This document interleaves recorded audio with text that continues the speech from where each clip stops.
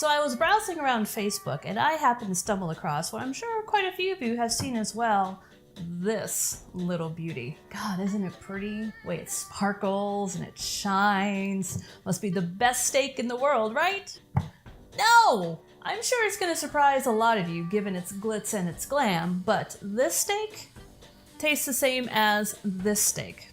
What's the difference? $340 worth of marketing. But Melissa, you tell me it's gotta taste better. It's wrapped in gold. To which I say, have you ever put your watch in your mouth? Yeah, kind of tastes the same. But Melissa, why then would they wrap a steak in it? To charge a higher dollar value. It's not technically a scam because you are getting your money's worth. Although I would say if they're saying it's wrapped in 24 karat gold, ask for the statement to prove it. And matter of fact, you may as well just wrap the steak in it because it's gonna taste about the same. And that's the whole ploy. They know that anyone looking at the steak wouldn't mind parting with the $400 that they're going to charge you. Because in your mind, you think you're gonna get an experience like this, when in reality, you're gonna get an experience like this. It's just some fresh steak. Yeah, I hate to tell you guys, but gold leaf has no flavor. All it's really doing in there is just ruining a really good crust on a perfectly good steak. So in essence then, what are you getting for your $400?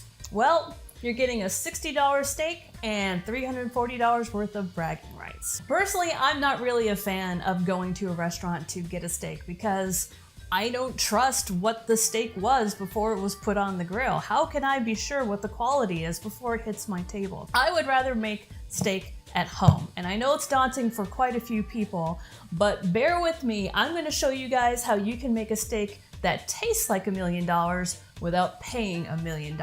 So, grab yourself a drink, crank up the music, and let's get cooking. So before we start talking about the steak itself, let's talk about the two things that are going to transform your steak. One, kosher salt. If you're anyone like me, you probably have tons of this in your house. It's kind of my go-to now for salt. And every steak fanatic will tell you this, no steak is complete without cast iron. And the nice thing is, cast iron is actually one of the more affordable pans that you can get. What's normally daunting about a pan like this is it does require a little bit of care. This thing can never see soap unless you want to completely re-season the pan. And what do we mean seasoning? Wouldn't a steak or any kind of meat that instantly hit this never come off even with the grace of God? For any other pan, yes, but here's the secret. This pan, every time it's used, if you take some care and coat it very, very lightly with oil, you are actually doing what's called seasoning the pan. So over time, this pan is going to become unbelievably slick with all the benefits of the searing heat that's going to give you the crust that every good steak needs. This pan actually only ran me about $25, and if you look into your parents' cabinets, I'm sure they have one as well, and it's been with them through good times and bad. These things will hold up if you take care of them. However, I would recommend getting yourself one of these cute little handles because if this is hot, this is hot. Don't risk burning your fingers. So now let's get down to the brass tacks, the meat.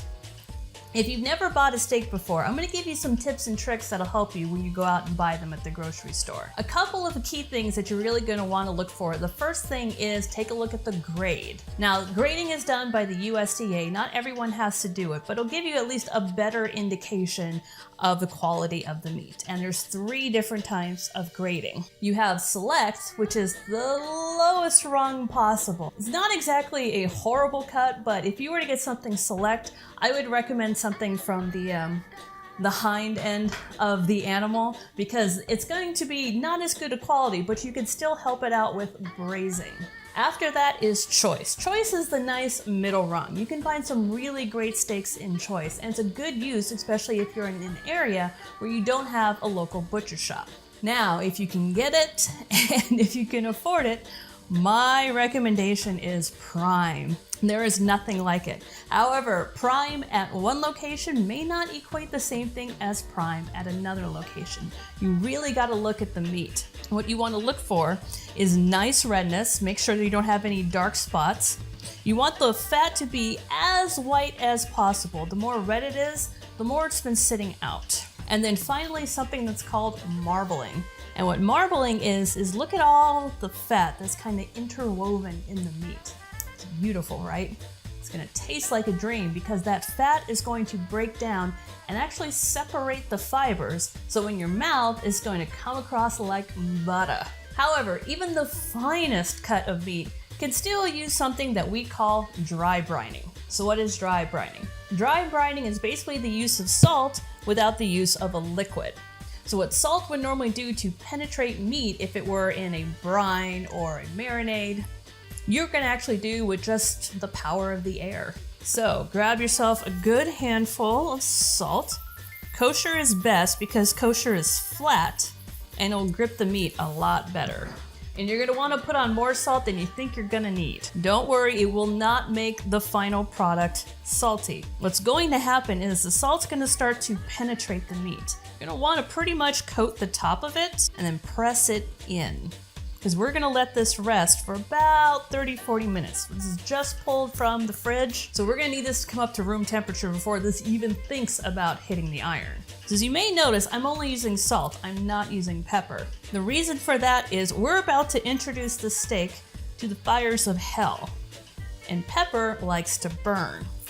I know it looks so pretty to have a steak that's just rolled in salt and pepper, but that pepper is gonna taste like shards of iron by the time that this steak is done. So we're gonna save the pepper till towards the end, when the steak is actually more receptive for it.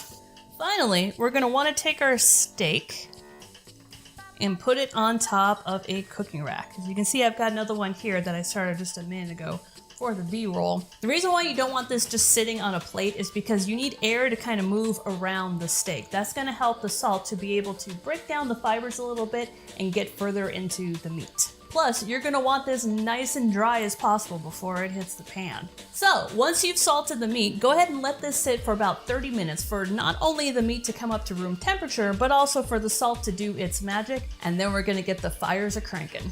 So it's been about 30 minutes. We're gonna start getting this ready, but a final tip for you guys is think about the kind of fat you're gonna be cooking this meat in. Now, I know a lot of people love cooking their steak in butter. Butter's not bad, but you don't wanna start out with it. And the reason for that is we need to get this rocket hot. And butter has milk solids in it. It will break down, get nasty, get blackened. It's going to be horrible. To that, you're actually gonna want a fat that has a higher smoke point, which we showed in one of the previous episodes, but I'm gonna bring it back up here because there's a lot of fats that you can use. My personal favorite, and this may make some of you cringe, but bear with me here, is lard. Lard is a saturated fat. Sometimes it's hydrogenized, which isn't that great, but what that's gonna do for you is gonna keep that from breaking down your oil and getting all rancid. Ultimate one, bacon fat, but I'm actually out of bacon fat, so I can't use it. So we're gonna start this off in lard until we get the first side nice and seared. Then we're gonna start searing the other side. Once it gets close to being done, that's when you're gonna want to turn down the heat and add in the butter. Now, when you add in the butter, you can always add things like smashed garlic, some thyme leaves, anything that you wanna add a nice fresh flavor to, and anything that's gonna look damn pretty when you pour it over the steak.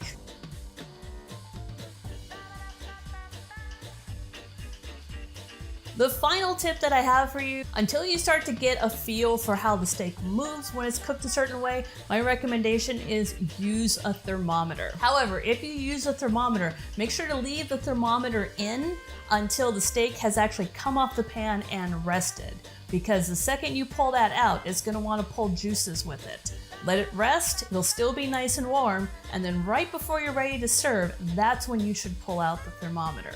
That way that'll give you the less juices lost. Cook the steak on the stove until it's about 5 to 10 degrees close to that range. Once you're about 5 degrees from that target, pull it off of the pan and let it sit and rest. There's gonna be enough heat in that steak that it's going to coast to that destination without going over. Finally, if your steak may not be the best quality and might be a little tough, one way that you can actually make it seem like it's more tender is to thinly slice it. You're taking those fibers and you're actually artificially making them shorter so that way they'll fall apart in the mouth.